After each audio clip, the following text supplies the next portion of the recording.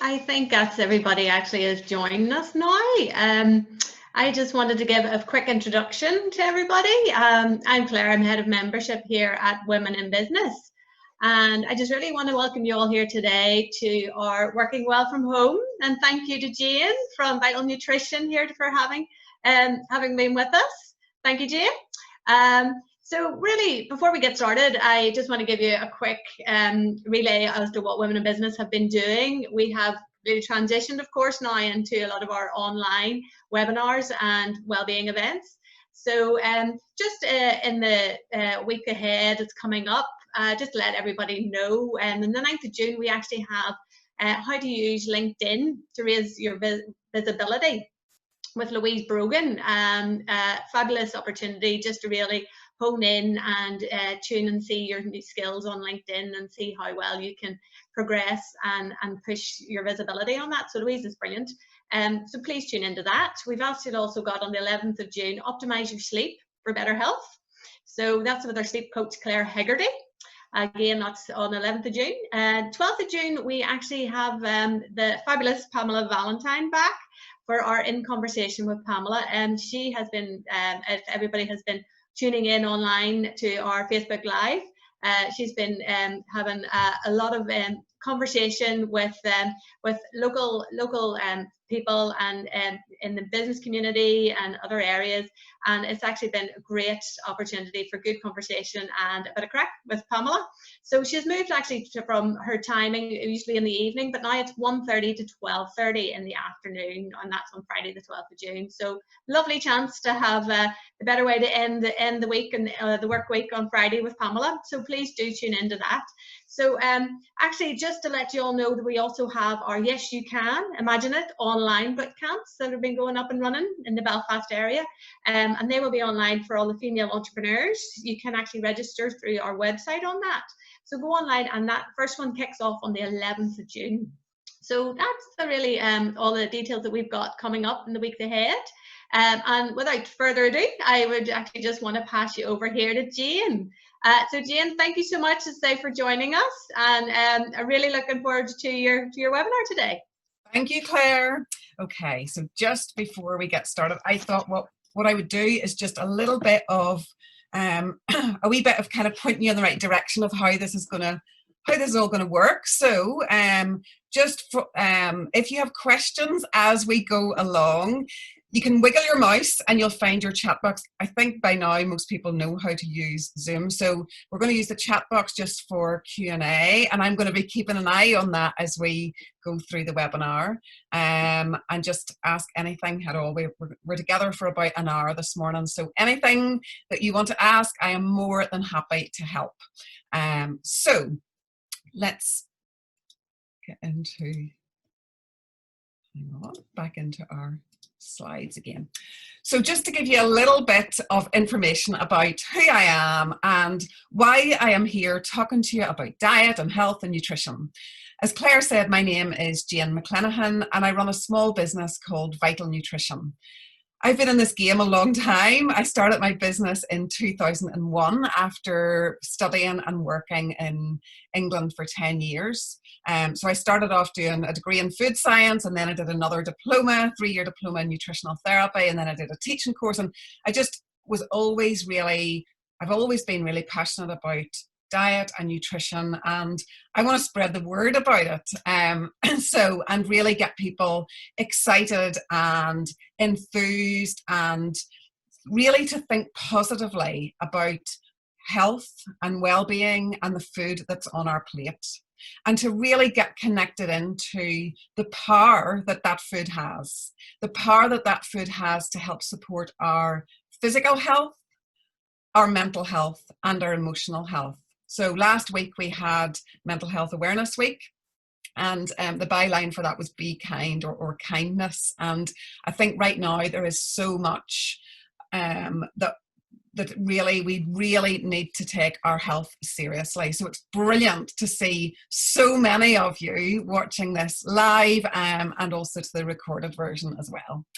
So normally what I do is this. Normally I work with groups. I go into workplaces, I work with community groups, and I work with schools.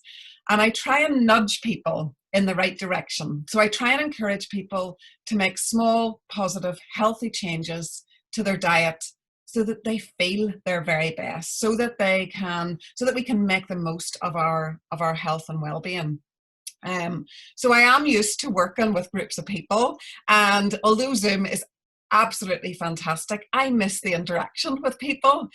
So I'm hoping that, you know, within not too long, the distant future, we'll be back and be able to do some sort of socially distanced gatherings of people again.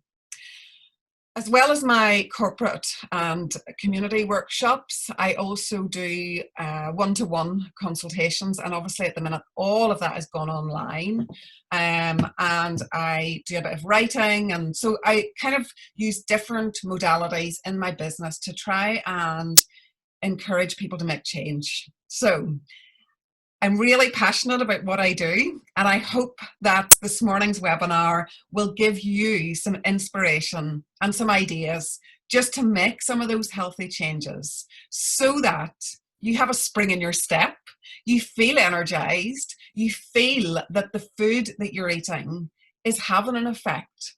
And you know, I think that very often in terms of diet and food and nutrition, there's so much negativity around it. There's all this stuff about what you can't do and what you shouldn't do and what you're not allowed to do. What a load of nonsense. So the way that I look at food is from a positive perspective. So I want you to kind of hopefully get the idea this morning about food is to be celebrated. Good quality, healthy, nourishing food is part of the fabric of life. It's part of our whole kind of, I suppose, our well-being toolkit. And nutrition really is such a big part of that. The other thing that I'm going to just say before we get into the webinar is that when I sit down with a one-to-one client or with a group, the last thing I want is for anybody to feel that what they are doing is wrong or bad or unhealthy or, you know, doesn't fit a rule book, because there's no such thing as one diet that suits everybody. So what we're really going to focus on this morning is working well from home. Our workplaces have totally changed. So your workplace could be your kitchen table, which is also where you eat, which may also be where you homeschool. And it may also be where you do your hobbies, if you're doing arts and crafts or you're sewing or whatever you're doing. So I think that our lives in the last 10 weeks or so have absolutely turned inside out and upside down. So let's just think about how we can make the most of this time and really make some little changes to make sure that we are nourishing ourselves so that our new working day is as productive as possible and we feel good. Just to remind you, you can find me on social media, so it would be fantastic if you could share some posts throughout the morning. You'll find me on LinkedIn, Jane McClenaghan, on Instagram, vital.nutrition, and on Facebook, Vital Nutrition 1. So hopefully I will see you over there. You'll find on each of those lots of information. There's recipes and things like that on my website as well. Okay, so our normal working day.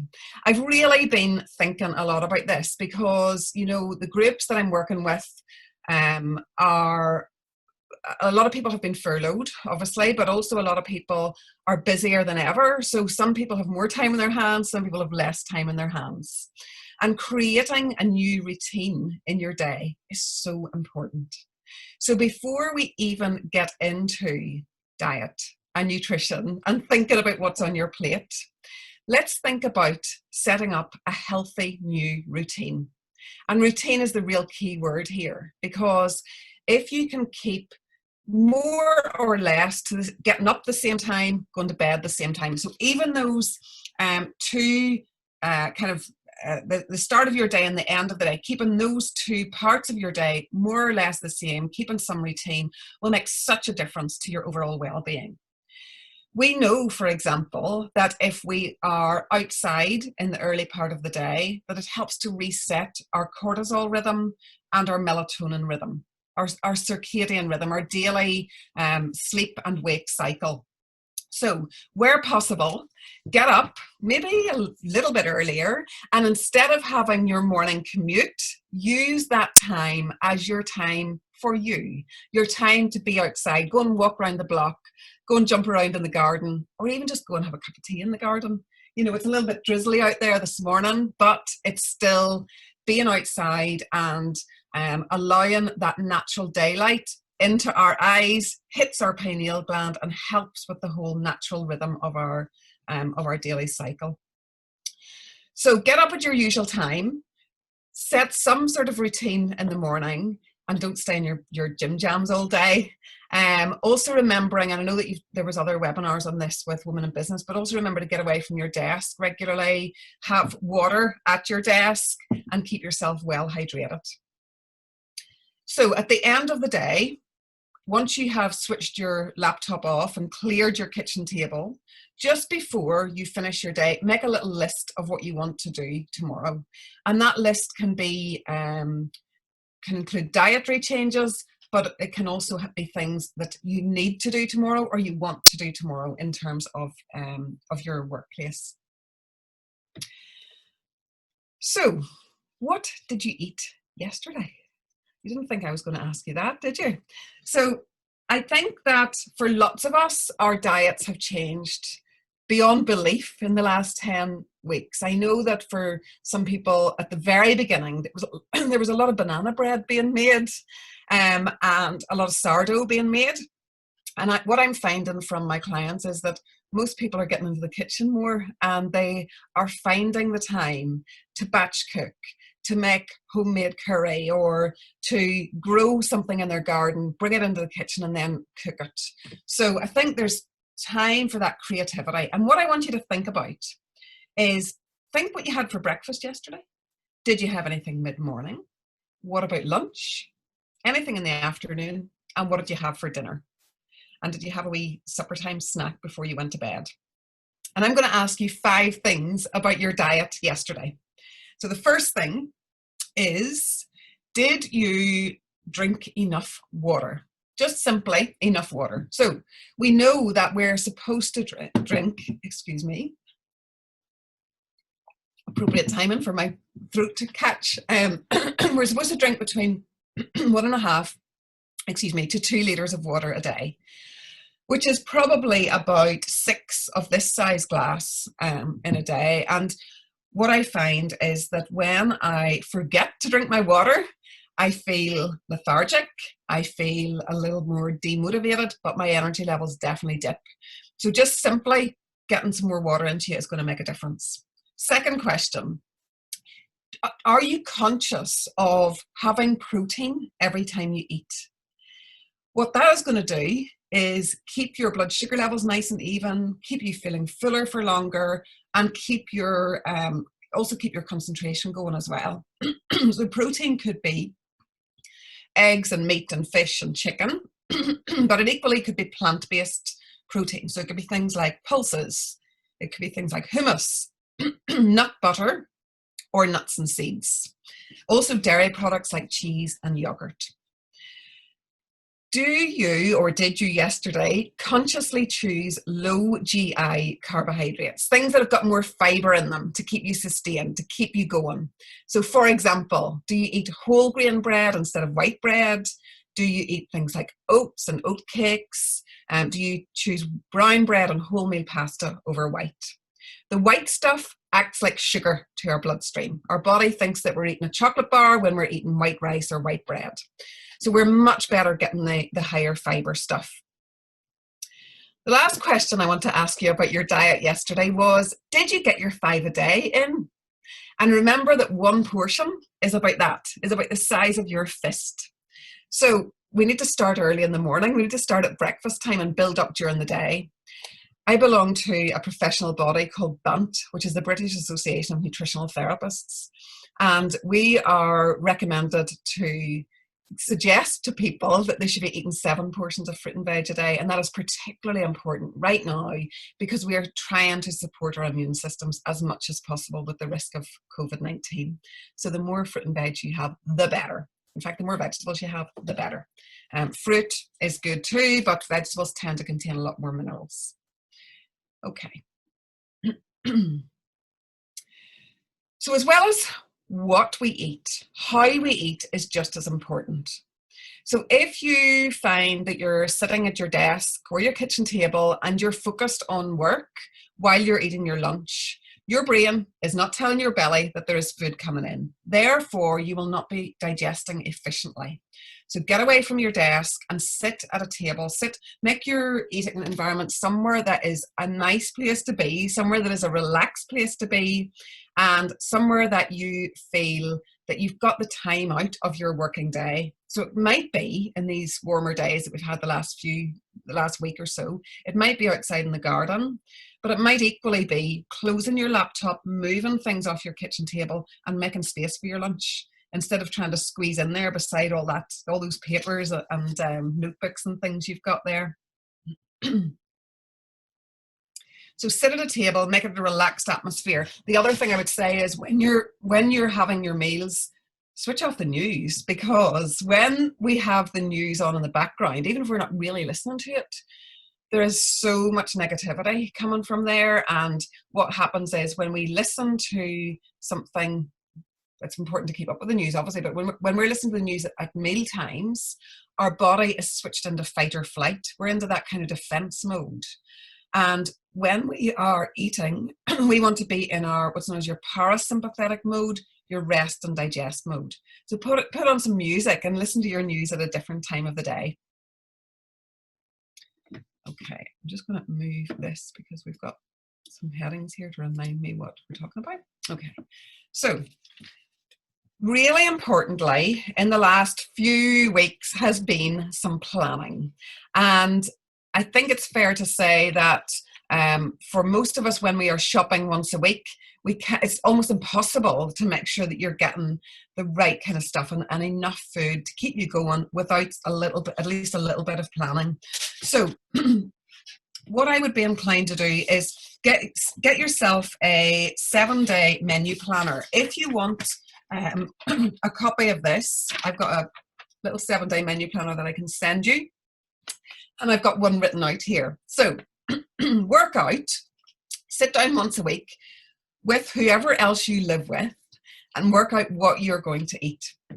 So it might be, you've got here breakfast, lunch, dinner and snacks. So let me actually put this on to stop share and then you can see a slightly bigger screen. Okay, so you can see I've already written this one out for a session I was doing. Right, so it's got breakfast, lunch, dinner and snacks. It's important when you're doing your menu planner to fill out every box here, even if you eat the same thing for breakfast every day. So think about, for example, here on my menu planner, I've got things like overnight oats, low sugar granola with yogurt, yogurt, berries and nuts and omelette for breakfast. So I know exactly what I need to put in my shopping list from this.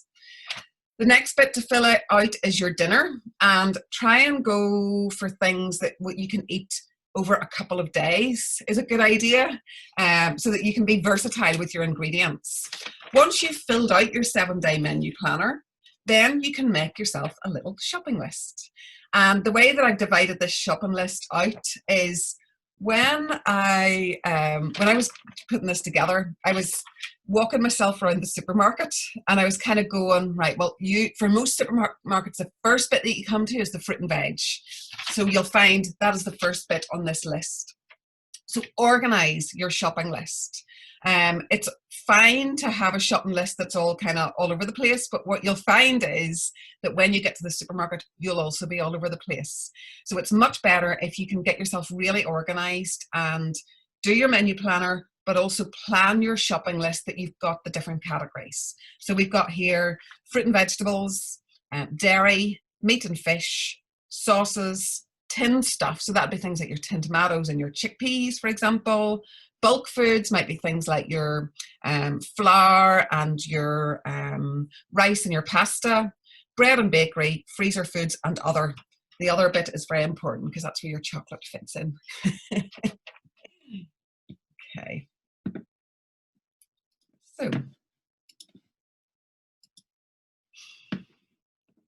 So get yourself planned, get yourself organized. And by doing that, you know that you're going to have the food in that you need for the week ahead. You will know that what you're going to eat. And even if you don't stick to that menu planner exactly, that's fine, because you can make other things with the same ingredients, but you know that you get enough food in, and not too much. You're not going to overbuy either, but you're not going to be spending more money than you need to on your shopping. The other thing that's a good idea to do is try new recipes.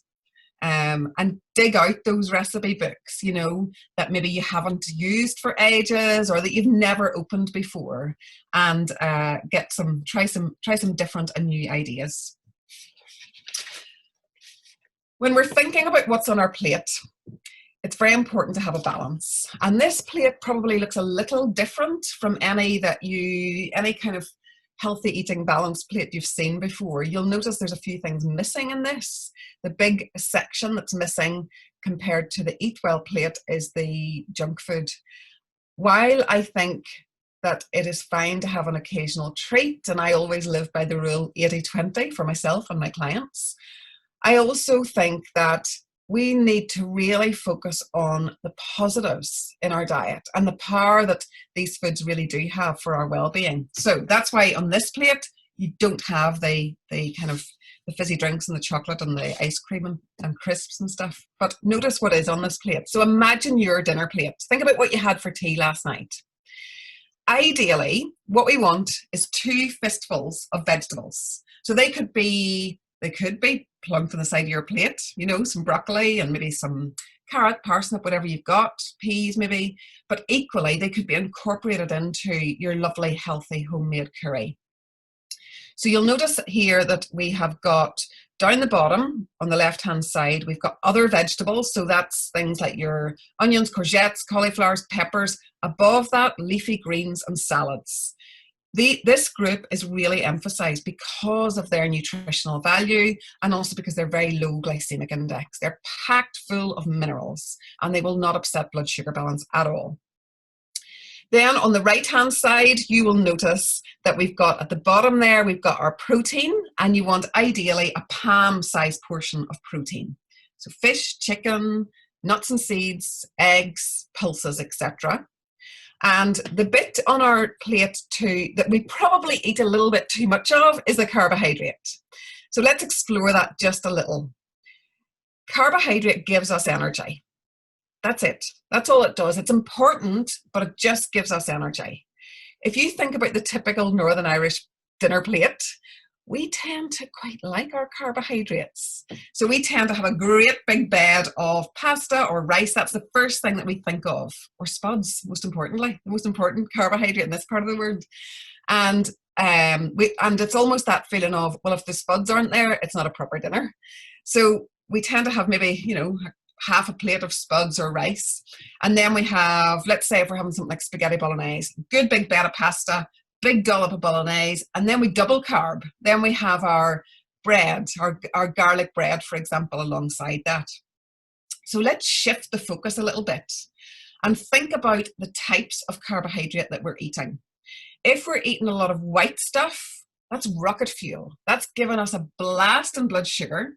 Then our body releases insulin. That insulin comes along, pulls the sugar into your cells, but stores the sugar as fat, as weight, as a muffin top, you know, that bit around the middle, the muffin top.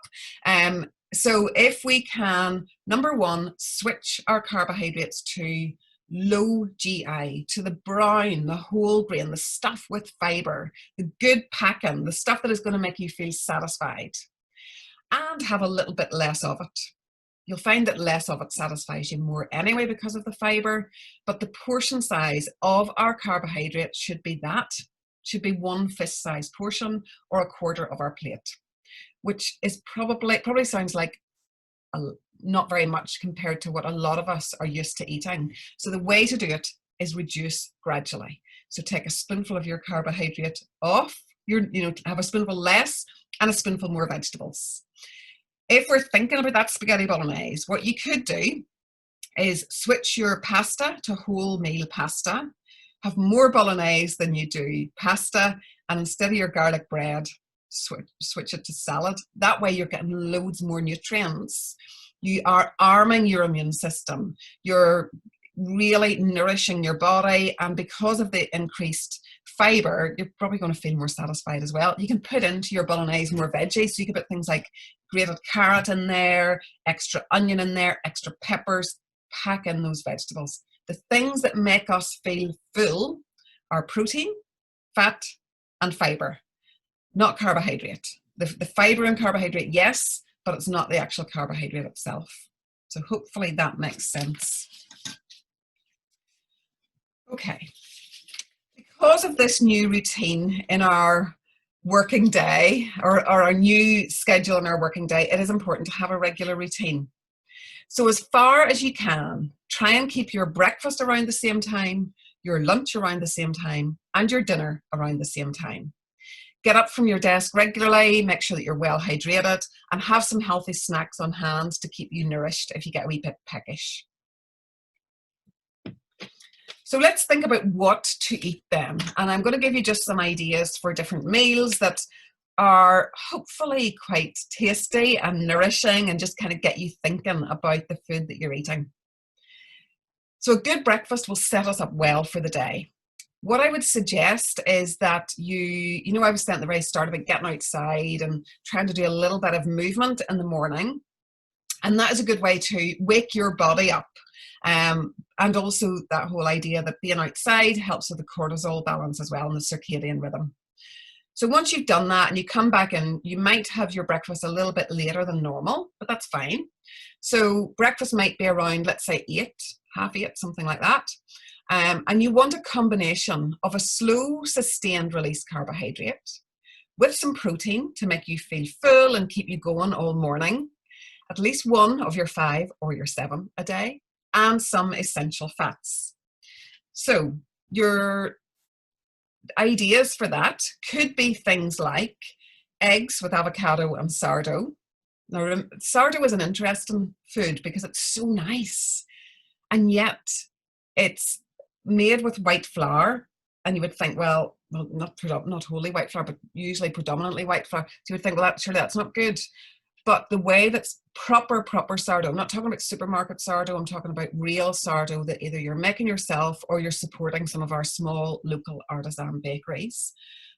This stuff, because it's proved over 36 hours or 48 hours, a lot of the gluten breaks down. And what research shows, what measurements of sourdough show, is that sourdough is a relatively low glycemic index food.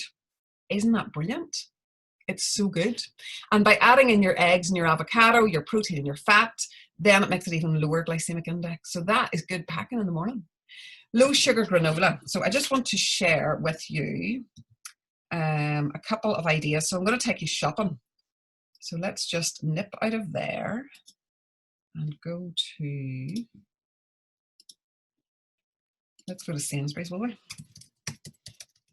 Let's go to Sainsbury's together for a shopping trip. Okay, I want to show you this.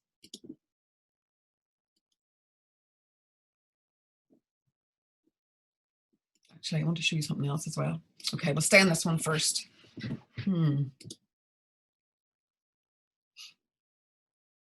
Okay, let's just come to the granola page. So if we take a look, let's go for, first of all, the Sainsbury's lighter raisin and almond granola. When you're looking at food labels, please look at sugar. That is, if you can even just train your eye that that's the only thing that you look at on the label, happy days. Forget fat. Fat does not make us fat, sugar does. So this one, notice what it says on the label here. Raisin, almond and honey, reduced fat granola. Okay, that sounds good. The little maybe doofer, what do you call that? Traffic light thing in the front here is amber, amber, amber green. Oh, that must be good. Right, so let's take a deeper look then. When you're looking at sugar on the label, 5 grams or less per 100 is low sugar. So let's go to this table of nutritional information, carbohydrates, of which sugars, amount per 100 grams, 19.2. Quite frankly, that is not going in my shopping basket. So even though that looks, oh, that sounds good, that was good, got a big green tick in the front, all the boxes are good, That's not good. Anything that says reduced fat or reduced sugar or less sugar doesn't necessarily mean that it is a low sugar product. Another example, let me just see if I can think about one that is, okay, here's another good one. No added sugar granola. Again, if we skip down to the carbohydrate of which sugar, it's slightly better, but it's still 12 grams of sugar per 100, still too high. And then let's just go to the one that I wanted to show you previously. And notice what this one says on the label. Low sugar. Legally, if a label says low sugar, it has to contain less than 5 grams of sugar per 100. So if we go down to the nutrition panel, carbohydrate of which sugar, 3.8. I'm happy with that.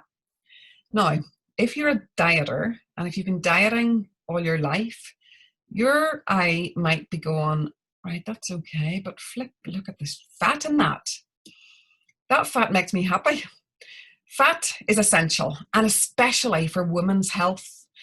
I talk to so many women who are terrified of fat and terrified of calories. Not all calories are created equally. That's a whole other story. We'll talk about that another day. But we need fat. As women, we need fat for hormone balance, for our skin, for cholesterol balance, for every single cell in our body needs fat. So when we become fat deficient, we feel grumpy. We feel tired and lethargic. Our hormones are up the left. We might have low mood. So fat is essential. Sugar is not essential. It's quite tasty to have occasionally, but it's not essential. So just going back to our, whoops, daisy. I want to go back to that original. Hang on, let's go to this one. So remember that low sugar granola I showed you, 3.8. This one, what was this one again? Carbohydrate with sugar is 19.2. Now, it looks healthy, the packaging looks healthy. I want you to compare that to McVitie's Digestive Biscuits. They have got 16 grams of sugar per 100 grams. So you'd actually be better off eating your digestive biscuits for breakfast than you would that reduced fat granola. Isn't that crazy? So just be careful of sugar in your diet and try and reduce. You don't have to suddenly go totally low sugar, but just look at what you've got at the minute and choose a breakfast cereal that's got a lower sugar content. That's the first step in the right direction. Okay, I'm just going to pause there for a wee second. Has anybody got any questions or comments? Anything that you have noticed in your cupboard or on your shopping list that has been a bit of a shocker in terms of its sugar content that you have looked at recently, or maybe that you kind of heard about and thought it was a healthy food and then realized that actually it's not? And while you're thinking about that, I'm going to take you back into the supermarket. Because one of the other things that we are inclined to look for, or inclined to go for it because it looks healthy, is things like this. And the one that I want in particular is what a lot of dieters would go for are things like this. So for me, this is a little pot of chemicals. We know that we hear the term all the time of ultra processed food. I just want to look at the ingredients list on this. If a list has got more than 5 ingredients, it's known as ultra processed. So you've got yogurt and strawberries. So far, so good. Water. Well, you don't really want water in your yogurt, but look at the next ingredients. Modified maize starch, flavorings, coloring, sweetener, no sweeteners, acidity regulators, sodium citrate stabilizers. No thanks. The yogurt that I would like to have for my breakfast is, let's see if they have it on this website. A local one, of course. Support our local producers where we can. Oh, they have got it in there.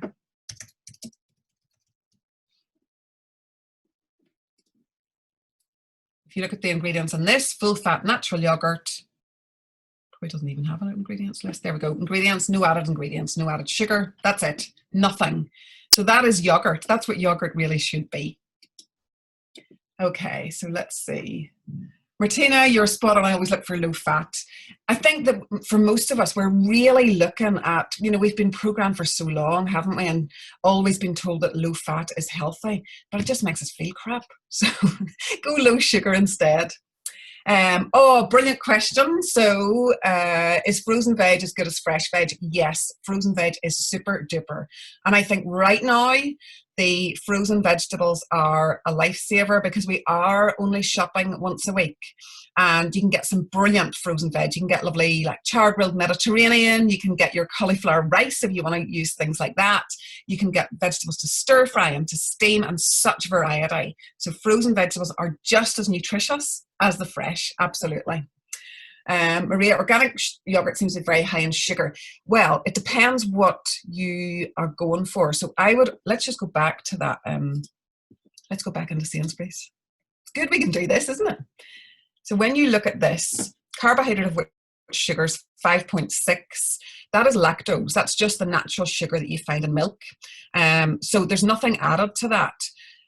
I would always say go natural yogurt rather than a flavoured yogurt, because when you buy a flavoured yogurt, what happens there is that they have the flavouring in, but usually there's sugar in that as well. I know that there's a couple of new yogurts out now that have got no added sugar, but I would always go natural. Yogurt shouldn't really taste sweet. It should be, that kind of slightly acidic sort of flavouring. Okay. All happy?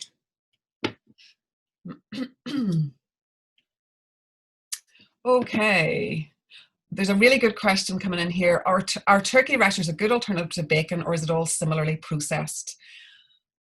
Okay, I'm not a massive fan of turkey rashers or turkey mince, because I think that I always try and go for the best quality food that I possibly can get. And when we are talking meat should not be cheap, and red meat is not the scary thing that we think it is. If you're buying good quality red meat and having it a couple of times a week, it's totally fine. So I'm going to give you a better alternative than your turkey rashers for an alternative, not an alternative to bacon, but if you want to have bacon, this is the one that I would suggest. Finnebrogue down in Downpatrick kind of direction are producing bacon that has got no, I'm not advocating the plant ones here, by the way, but this bacon has got no nitrites in it. Nitrites are the bits they're a preservative in bacon and ham, and that's the bit that really upsets and irritates our esophagus and has been linked with different types of cancer. So I would go for, I don't eat bacon very often, and I encourage people not to have it every day or every week, but as an occasional treat, this is really good. The other one is, there's a brilliant butcher in Enniskillen, for those of you who are watching from that part of the world, and it's Doherty's Butcher, and he has got an island in Lough Erne with pigs on it, and it's called black bacon. So either this Finnebrogue one or your black bacon from Fermanagh. There you are. Hopefully that'll be a better alternative for you. Okay. So let's get back to breakfast then. Let me see how we're doing for time. Oh, not too bad.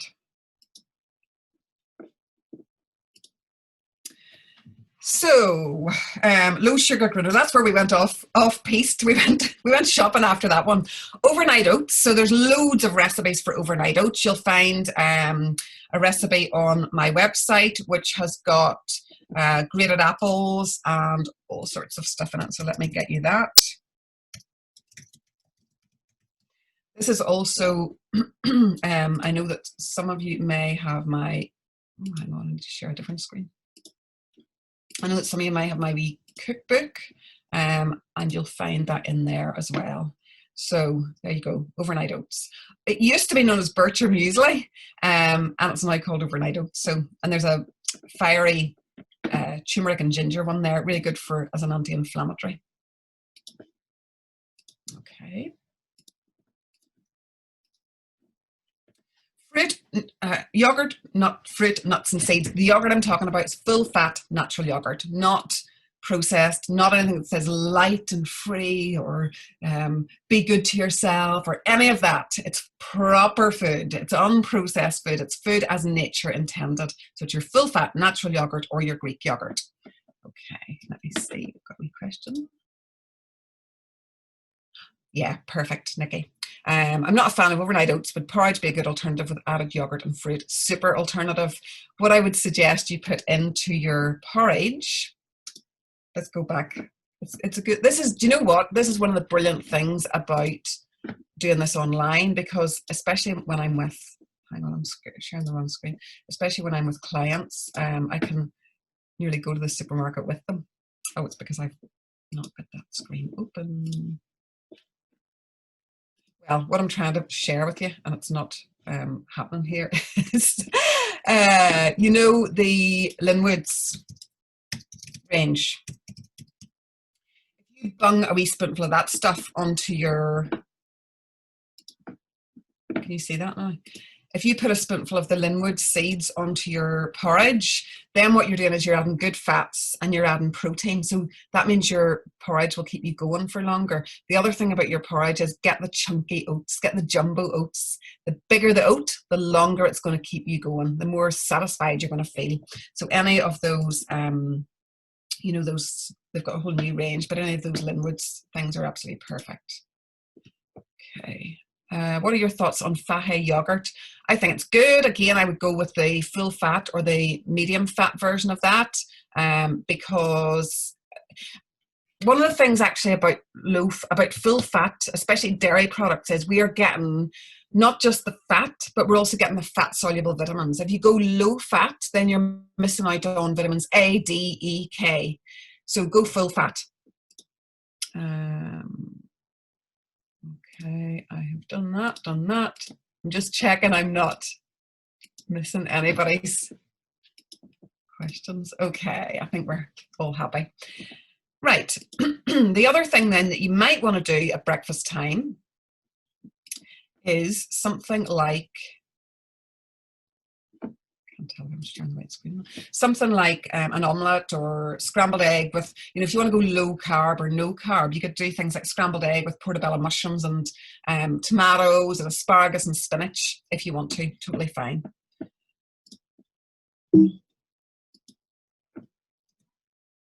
So let's think about lunch then. Some of the groups that I've been working with, a couple of people have been saying that they have just got their head down at their desk and they're forgetting to eat at lunchtime. I have to say I never have that problem, but some people are, and I think if that sounds like you, then I would put an alarm on your phone or on your laptop just to remind you to get up from your desk, not to sit there for hours on end, and go and make yourself some nourishing lunch. So what we eat for lunch will determine how we feel in the afternoon. So if you get that energy slump at 3 o'clock, I know somebody that calls that Twix o'clock, but if you get that energy slump at 3 o'clock in the afternoon, then it's maybe got something to do with what you've had at lunch. If you're used to having sandwiches at lunchtime, that could be the culprit. Sandwiches, because of the amount of bread, I know it's only 2 slices, but if you think about what's in the middle of your sandwich, the middle of your sandwich is the most nutritious. So do an open sandwich, have less bread, more of the filling. And when we think open sandwich, I always think of wheaten bread with prawn cocktail. It could be anything. It could be a slice of your sourdough or a nice rye bread with maybe some chicken or halloumi or like a bean salad and hummus and falafels, and just get really creative and make it interesting and make your lunch a time out of your day. Because what you'll find is when you get back to your desk, you'll think much clearer, and it's just kind of a nice break. If you were in your office, you would probably be sitting with your colleagues and maybe taking a lunch break of at least half an hour. So make sure you do that when you are in your own home as well. So here we need at least 2 of our 7 a day. We want some slow release carbohydrates, some protein, some healthy fats, and some water to keep us nice and sustained. Super duper seasonal salads. So one salad I make a lot is my quinoa super salad. You'll find the recipe for that on my website. But I also just sometimes have a wee hook in the bottom of the fridge and see what I can find and make a salad out of that. Salad doesn't always have to be salad leaves, beetroot, a slice of cucumber and sliced tomatoes, you know, that's what we like in this part of the world, but it doesn't have to be that.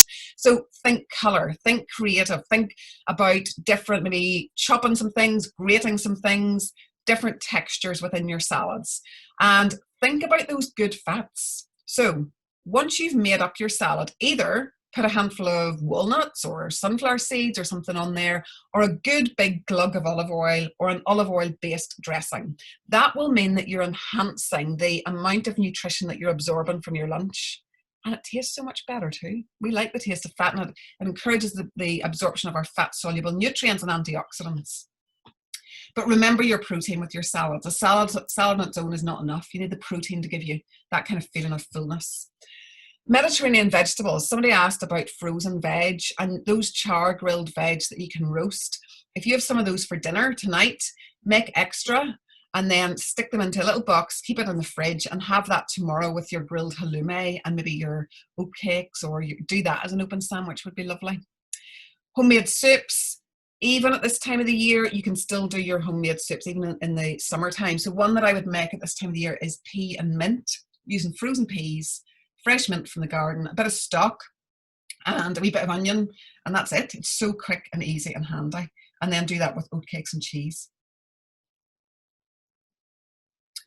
Snacks are very important. Somebody asked me yesterday, would I be better to eat 3 meals a day, or would I be better to eat little and often? And quite honestly, that depends on you. It depends on the person. So if you are snacking, often with our snacks, that's the bit that is nearly our wee blip in the day. So if you like to snack, quite often when we think of snacks, we think of things like maybe a wee biscuit, or I'll maybe just have one of those wee, you know, I made some buns yesterday with the kids. I'll maybe just have one of those.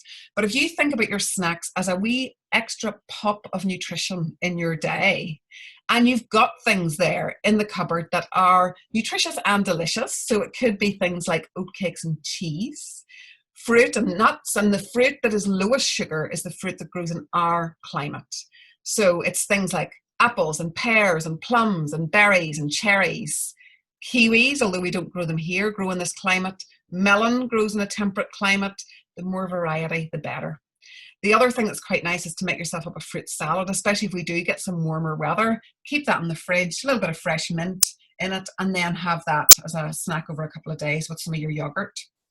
Hummus is great, and I would encourage you to make your own hummus, because it's much, you know, all those chickpeas you bought at the start of lockdown that you have no idea what to do with them? Make hummus.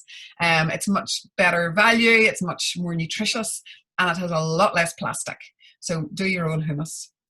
If you like chocolate, the darker the better. The darker your chocolate, the less sugar it contains. And having it with some Brazil nuts means that slows the sugar down even further. So stops that roller coaster of the sugar and insulin. Okay, oh, hang on.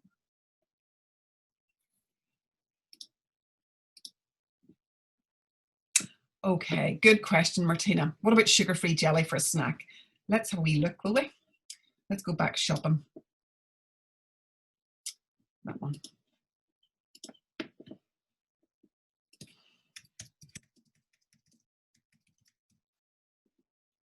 Sugar-free jelly. Right, we'll look at this one, Hartley's. So again, what I want to do is go down and look at the ingredients. And this is not what I wouldn't recommend sugar. I know that lots of diets do recommend this, but I wouldn't, and I'm going to show you why.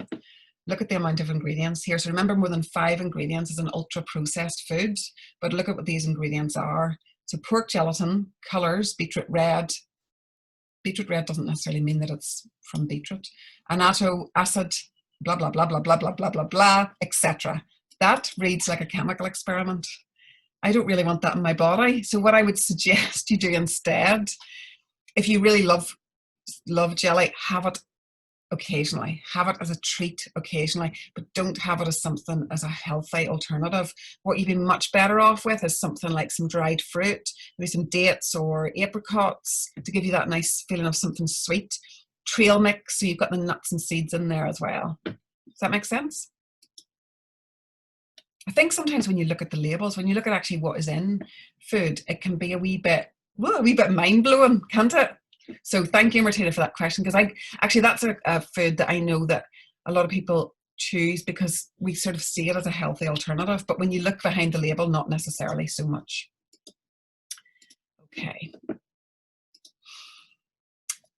Low sugar biscuits. I showed you the digestives, and the other ones I want to show you as well are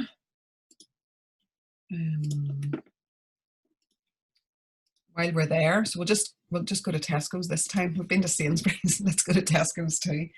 Every dieter's friend.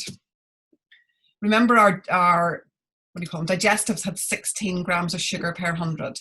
If you've ever been in a low-fat diet, you're probably told that Jaffa cakes are okay. Are you ready for a shocker? So the carbohydrate of which sugar's almost 53 grams of sugar per 100. So in one little tiny Jaffa cake, you get 6.5 teaspoonfuls of sugar, which is 6.5 grams of sugar, which is 1.5 teaspoonfuls. Oh, hang on. I don't know why I can't click those questions. Are Belvita good for a snack? Okay, again, let's go shopping together.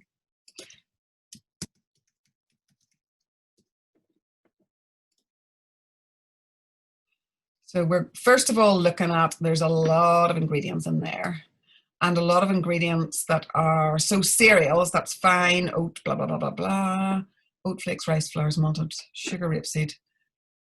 Okay, so actually, until we get to here, I suppose, then it's not too bad. But then we've got all these kind of chemical things in there. But let's look at the sugar here again. So carbohydrate of which sugars per 100 grams, 21. You're far better with a digestive biscuit than your Belvita. And the other thing that I wanted to show you is,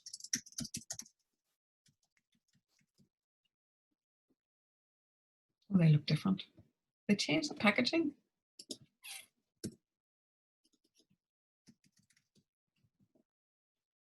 Yeah, they've changed the packaging. Okay, these, I'll have to update my basket when I get back to doing workplace health stuff. So again, if you look at these are Weight Watchers chewy caramel wafers, carbohydrate of which sugar 43. If you're watching your weight and you want to keep it on, these are fine. If you're watching your weight and you want to keep it off, these are not fine. Okay, so would you recommend Nairn's dark chocolate oat cakes? They are gorgeous, Nikki. Yes, I would. So again, good. Now they are a little bit higher in sugar, but when we look at the ingredients in these ones, wherever they are,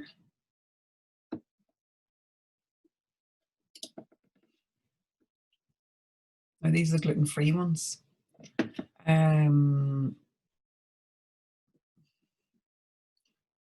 So carbohydrate of which sugars per 100 grams, 20.5. They're okay. They're okay as your occasional treat. I'd rather have that than the Weight Watchers. But you know what, actually, the other thing I would recommend as something even better is get yourself a packet of oat cakes. And if it's that kind of sweet taste that you want, then also buy yourself a jar of this stuff here. Hang on, make sure I'm sharing the right screen. I'm not sharing the right screen. Share screen, that one. Packet of oat cakes and a jar of this stuff. This is hazelnut and cocoa butter. If you need a wee sweet treat in the afternoon, this is fab. And because it's got nuts in there, it's slow release. Because you're having it with oat cakes, it's slow release. So that's what I would recommend. Or something, you know, like your sugar-free almond butter or something like that on oat cakes would be really good as well. Okay, so